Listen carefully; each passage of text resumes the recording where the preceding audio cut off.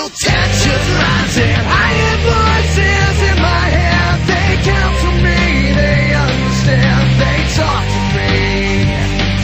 They talk to me. They tell me things that I will do. They show me things I'll do to you. They talk to me. Talk to me, talk to me, talk to me. They talk to me. Talk to me, talk to me. What's up, YugiTubers? This is Harpy Hunter 89 and Despot 000. coming at you from the Duelist Den, and the voices in our heads are talking about Duel Runners. Now, if you see my top 10 Synchro Monsters list, you'll know that 5Ds is my favorite arc. Is 5Ds your favorite arc? Yeah. Oh boy. Well, with that being said, we felt it was time to do a top 10 Duel Runners video, as nobody, at least to our knowledge, has done one. Now, the criteria for this video is simple. First of all, we will only be using Duel Runners that are shown in the Yu-Gi-Oh! 5Ds arc, which means the Arc 5 Duel Runners will be excluded. In addition to that, the Duel Runner had to have either originality or be a one-of-a-kind model. With that being said, let's jump right into this. Taking the number 10 spot is Mono Zeros. That's right, Team Unicorn's own Mono Zeros. Now, what makes this Duel Runner so interesting is that it's actually shaped like a unicorn. A Despot 000, are unicorns scary? No. No, they're not. So I don't know what Team Unicorn was really thinking. Not only naming their team after unicorns, but designing their whole style out of unicorns. Now, I know their decks, all the monsters in the decks have a single horn, but still, naming your team after unicorns, not really that scary. But the Duel Runners themselves do look pretty cool. Now, there are only 3 models of this Duel Runner. They're all pretty much the exact same except for the color of the horn. Andre's horn is Blue. Braille's horn is Green. and Jean's horn is Red. That's right, 3 different horn colors based on the 3 different riders. Number 9 is going to You Say Go. That's right, Yusei Fudo's own Duel Runner. Now, the interesting thing about the Yusei Go is the removable dual disc function. Now, well, there are more than one Duel Runners that have this function. Yusei's is actually based off of your standard Battle City dual disc. Now, another thing that makes his Duel Runner so interesting is that he actually built it himself from scratch. Everything on this dual disc, from the tires to the dual disc itself, or Duel Runner I should say, was salvaged or stolen from Sector Security. And what really makes it interesting is that it was built from scratch. And another interesting thing is that out of all the Duel Runners you ever see, you don't really see one with the curved back and just the way that it's overall designed. Now, the body does look like your standard Duel Runner, but the curved seating position does make it a little unique. What do you think about it? You think it's unique? Yeah. Now, with it being red, that's also another unique thing about it, because red Duel Runners are really a rare color for Duel Runners. Yeah, number 8 is Haunted Pace. That's right, Hunter Pace's chopper-style Duel Runner. Now, unfortunately, this Duel Runner does not have a name assigned to it, but what makes this Duel Runner unique is that it's actually designed off an old-school, sort of Harley-Davidson chopper kind of motorcycle. And just because of that, it makes it unique, because most of the other Duel Runners in 5Ds are actually more like crotch rocket or speed bike kind of Duel Runners, and it just makes it really unique. But it rates low on this list just because it seems to be like a basic model chopper style of Duel Runner. Number 7 is the Beast. That's right, Kreiger's own The Beast. Now, Kreiger, as you all know if you've ever watched the 5D series, eventually turns into a Dark Signer, and his Duel Runner actually becomes one of the Dark Signer Duel Runners. Now, the interesting thing about Kreiger's is, to my knowledge, it is the largest of all of the Duel Runners in the 5D saga. The only one that might be larger is later on in this list, and it is the Trinity Ouroboros. But even that's just a matter of speculation. They seem to me to be about the same size. Kreiger's actually looks more intimidating. What do you think? Does that thing look intimidating, Despot 000? I think so. You think so, man? That is a beast, huh? Yeah. Zombies. But anyway, Kreiger's made this list not only because his was unique, but it is also another dual runner that is based sort of on more of a chopper style build. In addition to that, Kreiger's back tires, the two outer ones at least, actually come off to reveal spikes attached to them. And to me, that just makes his dual runner pretty unique. Number 6 is the Bloody Kiss. That's right. Number 6 goes to Akiza's own Bloody Kiss. Now, this image of it is actually the original base model for Akiza's dual runner, is the one she used to test or in the early parts of her testing, to get her turbo dueling license. Now, the base model here, just like Yusei's dual runner, it is a hybrid and was also salvaged together from parts of multiple dual runners. Now, the interesting thing about this is that right before she duels Trudge for her final exam, her dual runner turns into this. The upgraded model of the Bloody Kiss, as you can tell, actually looks a lot more aerodynamic. To me, it actually fits Akiza's style and personality a lot better. What I like about it is the bladed sides is what it looks like. They're not really blades, but it does look like they're bladed sides. And if you look at the joints, it does kind of look like they can fold in or fold out as needed. Now, also, if you look at Akiza's dual disc that's attached to it, it does look like one of the earlier model dual discs, like from the original arcs. Again, this is a red dual runner, which is a rare color for dual runners. And to me, it's really unique because out of all the turbo duelists you see, there's really only 2, maybe 3 female turbo duelists. And it's just one of the more amazing dual runners that they have conceived for the 5D's arc. Riding into the number 5 spot is Sherry LeBlanc's Strum and Drum. That's right, the Strum and Drung. I can't remember exactly what those words mean, but like Akiza's and Yusei's dual runner, it is a hybrid.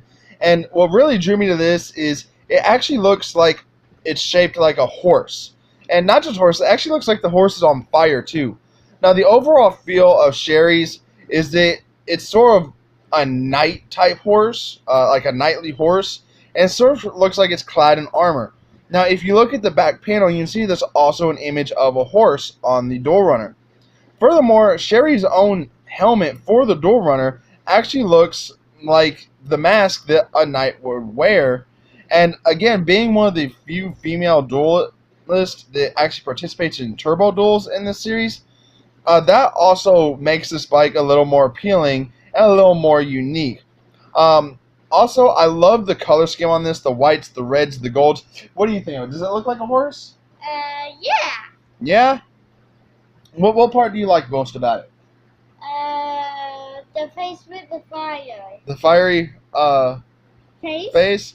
Yeah, that is pretty cool. If you do look at the front, like Despot 000 pointed out, the red part on the front isn't actually the head. If you look down just below it, you can see sort of a yellow gem that looks like the horse's eyes, and the red is just the horse's mane. It does actually look like it's on fire, and that's actually a really cool concept for a dual runner. Number 4 is the Delta Eagle. That's right. Visor's own Delta Eagle comes in at the number 4 spot. Now, little is known about the Delta Eagle. What we do know about it is that it can be called to visor on command, and it comes out of the ocean right around the same spot where Visor's alter ego, Bruno, washes up on shore.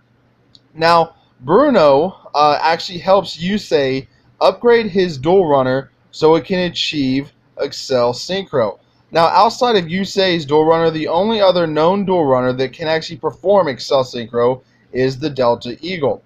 And what makes this dual runner so unique is it is one of the only two dual runners we know that operates on a single wheel in the rear. Now, it does have smaller front wheels, but during a duel, those wheels actually retract up, and it looks like the front pretty much just floats on the air while the dual runner is actually in motion. Now, like I said, little is known about this, but what I find interesting about this is that there's little that is known about it, and that actually makes it an interesting dual runner. Now, as we know, Visor does have something to do with the future, and he is connected with the three leaders of New Domino City, Primo, Lester, and Jacob. Now, as far as we can tell, he is actually against Primo, Lester, and Jacob. He actually comes back to help Yusei figure out how to learn Excel Synchro so that he can actually battle those three. And his dual runner, the color scheme on it is really interesting. It's got the purples and the golds. It just looks super futuristic. What do you like most about this one, Despot 000? It looks like the face has the beak on the wheel. Looks like a beak. Yeah. Yeah, it is pretty interesting. The face. Yep. But anyway, the most appealing thing about this, I think, is the single wheel in the back. And unfortunately, there are a couple others that beat it. Number 3 is the Phoenix Whirlwind. That's right. Jack Atlas's very own one-of-a-kind dual runner. Now, what's interesting about this, outside of the fact that it is a hybrid, just like a couple others on this list, is it is one of only 2 dual runners that functions on the one-wheel system. Now, unlike Visor's Eagle, this wheel actually encompasses the entirety of the cockpit. Now, for stabilization, it does have 2 stabilizers that go off to the side to help steady the bike around turns and such things like that. But the real interesting thing about this particular dual runner is its origins. Now, in the first episodes, it is kind of implied that this is the same dual runner that Jack steals from Yusei when he escapes the satellite. Now, if you also look in that flashback, the dual runner that Jack stole doesn't look anything like the Phoenix Whirlwind. It looks like a base model, a lot more similar to the one Yusei currently has, the Yusei Go. Now, I don't know how that speculation got going around, because even in the English, the flashbacks don't show the Phoenix Whirlwind that's being stolen. So that's kind of interesting. What we do know is that, as far as the Phoenix Whirlwind is concerned, there's only one in the world. Now, a second one was created when Primo, Lester, and Jacob created a duplicate copy of Jack Atlas, but that one was later destroyed, being this back to its one-of-a-kind model dual runner. Despot 000, what's the most interesting thing you find about this? The helmets. The helmet for this one? Yeah. Oh, that is a pretty sleek helmet, isn't it? Yeah. Now, what else do you find interesting about this? The wheel. The wheel? Why the wheel? Because there's only one wheel on it? Yeah. Yep. That's very interesting. Yep. Now, if you do dig a little deeper on this particular dual runner, you'll see that in the anime, Jack's dual disc can actually detach from the dual runner, just like Yusei's, so we can use it in standalone duels as well. Taking the number 2 is the Blackbird Flight and Volcanic. That's right, Crow Hogan's very own Blackbird dual runner. Now, later on, during the World Racing Grand Prix, the Blackbird actually does get upgraded and also receives a new name called the Volcanic. Now, what's interesting about the Blackbird is that it is actually owned by a person previous named Robert Pearson, who gave it to Crow upon his death to safeguard. Now, an interesting thing about this is that in the back, near the back of the dual runner, next to the engine, there's actually a secret compartment that holds a Signer Dragon card, the Black-Winged Dragon. But the most interesting thing about this, outside of it being a hybrid as well, is that it has flight capability. As you can see here, the wings on the side of the dual runner actually fold out to give it a more aerodynamic shape to allow for the flight. Now, I'm also assuming that the dual runner itself is also probably made out of a lighter material than most dual runners are, just so it's lighter for the flight. And Crow actually uses this flight capability on several occasions. In addition to that, during the World Racing Grand Prix, Crow actually uses the Blackbird to open up a delivery service called Blackbird Deliveries, and his dual runner serves a multi-purpose function, not only as his means for earning a living, but also as the primary means for his dueling career as well. But anyway, like I said, the most interesting thing about this, I think, is the flight capabilities. What do you think, buddy? Yeah, the flight capabilities.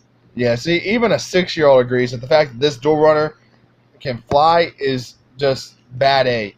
Now, after this, you might be wondering what could possibly be better than a dual runner that can fly. But before we get into that, let's go into some honorable mentions. The first honorable mention on this list is Luna's Duel Board. That's right, Luna's Duel Board. Now, while it's not technically a dual runner, I felt it deserved an honorable mention on this list due to the fact that it does serve the same purpose as a dual runner, only it allows younger kids who are actually not able to get their turbo dueling license the ability to actually participate in turbo duels without the high-speed danger of them. Now, this board was given to Luna by Lester in a ploy to try to get her into a turbo duel to draw out her signer powers. Unfortunately for Lester, that plan didn't go as he planned.